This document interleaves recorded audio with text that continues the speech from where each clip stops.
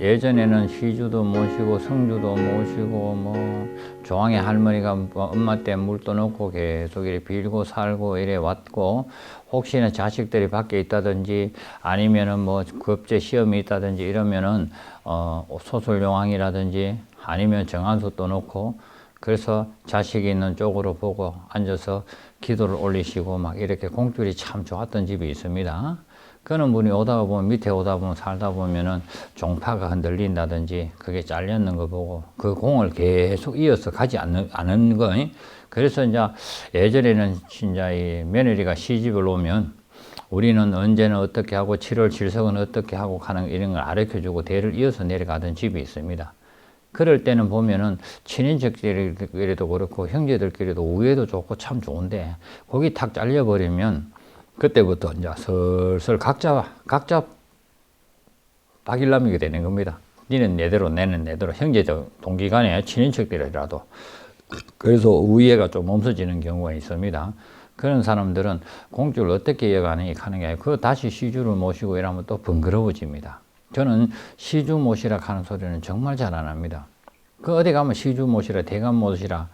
전번에 제가 이런 이야기 하면은 참 안 되는데, 같은 제자로서 서울의 모 제자가 가면은 동생 따로 언니 따로 시주 모시라, 대감 모시라 해가 그 모시줬는 거 제가 정리했는 겁니다. 여러 수십 명 정리해 드렸는데, 그 잘못하면은 화가 크기 때문에 안 이제 끊쳐지면 끊쳤다고 생각하지 마시고, 그러면 이제 초하룻 날이라든지 할머니가 빌던 것처럼 초하룻 날이라 7월 7석이 되든지 이런 식으로 될 때, 아니면 애들이 위에서 뭐 촛불도 켜주시고 이래 쭉 가시는 게 그 맥을 이어가는 겁니다.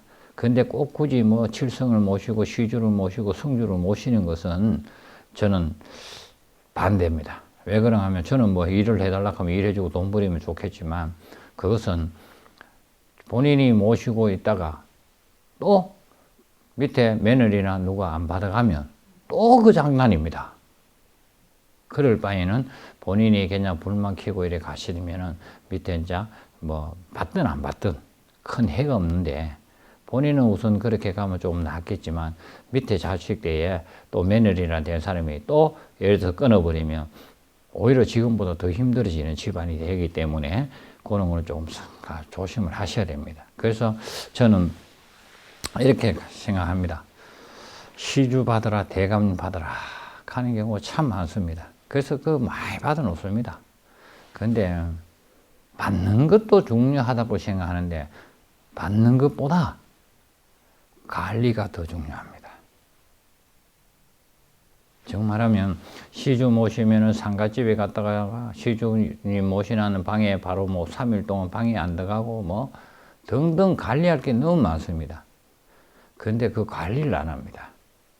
그러면 오히려 안 모시는 것보다 못하는 경우가 많습니다. 그리고 제자들이 시주를 모셔주는 거는 정말하면은 신 내림 받아주는 거하고 거의 같습니다. 신을 받아주는 거는 일반 사람들을 뭐 보고 점도 치고 등등 남을 위해서 기도도 하고 이렇게 제자가 되는 거지만, 시주를 받아 모시는 그 조상의 맥을 받아 모시기 때문에 그 또한 가릴 거 가리고 해야 조심할 게 그리 많다는 뜻입니다. 그래서 그때 했다가 지금 잠시 멈추었는 겁니다.